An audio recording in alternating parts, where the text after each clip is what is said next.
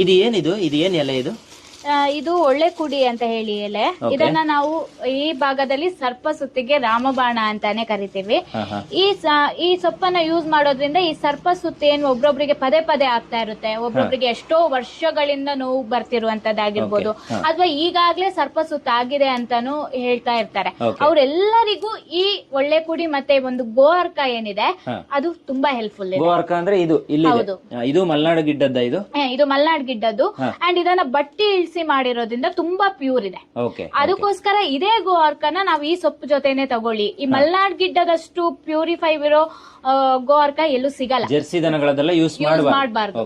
ಇದನ್ನ ಇದ್ರ ಜೊತೆ ಯೂಸ್ ಮಾಡೋದ್ರಿಂದ ಒಳ್ಳೆ ರಿಸಲ್ಟ್. ತಿನ್ನೋದಾ? ಹಾಗೆ ತಿನ್ನುವಂತದ್ದು.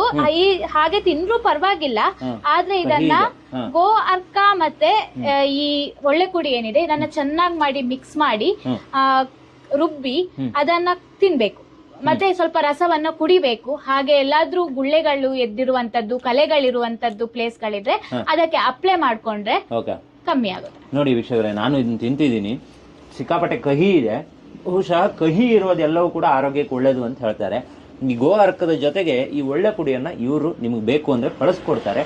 ಯಾರ್ಯಾರಿಗೆ ಸರ್ಪ ಸುತ್ತಿದೆ ಅಂಥವರು ದಯವಿಟ್ಟು ಕಾಂಟ್ಯಾಕ್ಟ್ ಮಾಡಿ. ಯಾವುದೋ ಇಂಗ್ಲಿಷ್ ಮೆಡಿಸಿನ್ ಅನ್ನ ಮಾಡೋಕೆ ಹೋಗೋದು, ಅದು ಇನ್ನೊಂದಾಗೋದು, ಮಾತ್ರೆ ತಗೊಂಡ ತಕ್ಷಣ ನೋವು ಕಮ್ಮಿ ಆಗೋದು. ಸರ್ಪ ಸುತ್ತು ಅಂತ ಹೇಳಿದ್ರೆ ಅದರ ನೋವು ಭಯಂಕರವಾಗಿರುತ್ತೆ.